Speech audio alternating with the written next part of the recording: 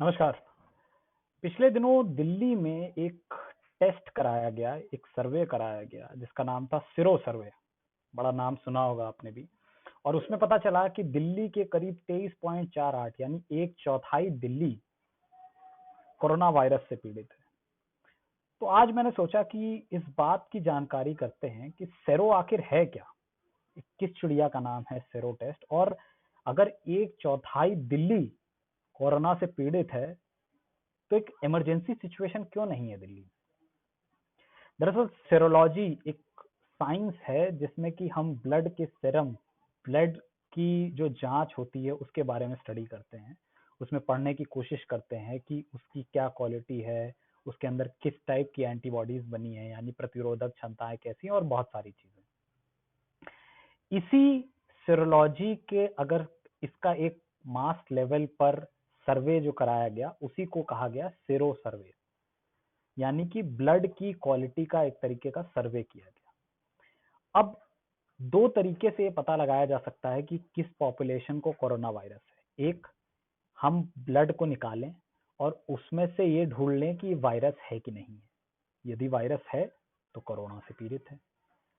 दूसरा तरीका ये है कि जब कोरोना हो जाता है तो अमूमन 5 दिन के अंदर व्यक्ति के अंदर प्रतिरोधक क्षमताएं बनना शुरू हो जाती हैं, यानी कि कोरोना से लड़ने के लिए एंटीबॉडीज डेवलप होने लगती हैं।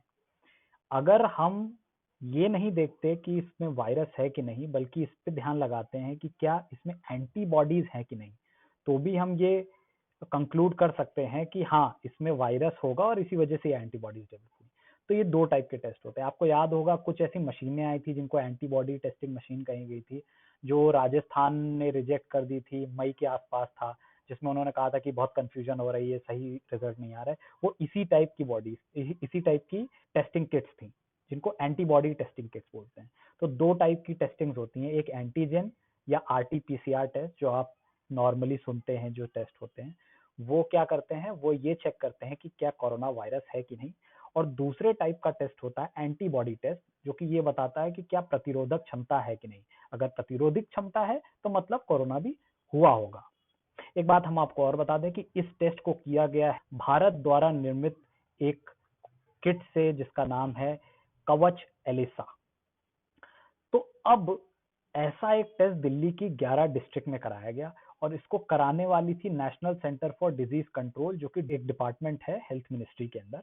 इसने दिल्ली के 11 डिस्ट्रिक्ट में सर्वे कराया और जिसमें पाया गया कि करीब 23.48 लोगों के अंदर कोरोना की ये एंटीबॉडीज थी। यानी कि क्योंकि ये प्रतिरोधक क्षमताएं उनके अंदर हैं, इसका मतलब उनको कोरोना हुआ है, या वो पीड़ित हैं, या उनका शरीर अब डेवलप कर चुका है।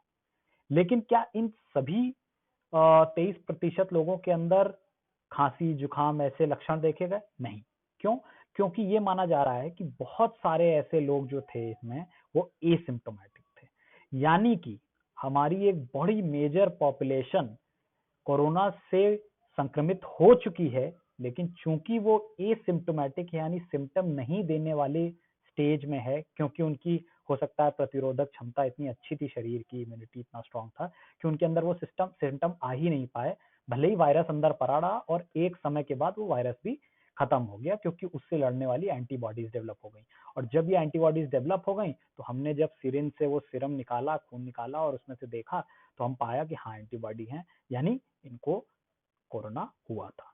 इसी से कंक्लूड किया गया कि करीब 23.48% यानी 1/4 ऑफ 2 करोड़ की अगर दिल्ली है तो करीब 40 लाख लोगों को कोरोना हो चुका है दिल्ली में।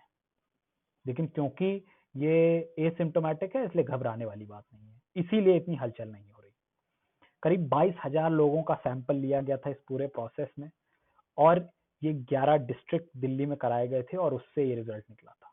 ये एक अच्छा रिजल्ट माना जा रहा है इस लिहाज से, ये समझने के लिए कि क्या हमारी एक बड़ी पॉपुलेशन है जो अभी भी बची हुई है और क्या इसमें उन संक्रमण फैलने की कितनी तादाद है। आप सोचिए, अगर एक चौथाई लोग बीमार हैं और ये कम्युनिकेबल डिजीज है, बहुत तेजी से फैल रहा है, तो बहुत मुमकिन है कि ये बाकी लोगों में बहुत तेजी से फैलेगा। इसलिए बहुत जरूरत है कि अगर आप मास्क और सोशल डिस्टेंसिंग और हाइजीन मेंटेन करते हैं तो ये नहीं स्प्रेड करेगा।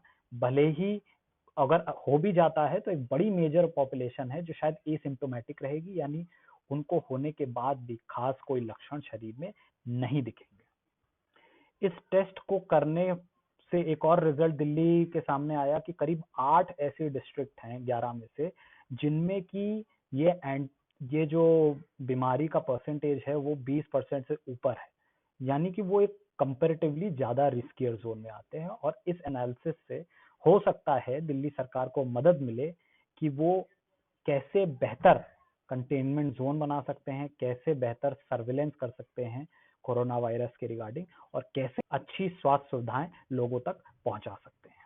अगर आपको ये वीडियो अच्छा लगा हो, इससे अच्छी जानकारी मिली हो, तो इसे लाइक कर सकते हैं, मेरे चैनल को सब्सक्राइब कर सकते हैं। और अगर आपको कोई और सब्जेक्ट पे जानकारी चाहिए हो या फिर कोई एक ऐसी चीज जिस पे आप डिस्कशन चाहते हो, तो नीचे कमेंट बॉक्स में डाल सकते हैं, हम उस पर भी चर्चा करें।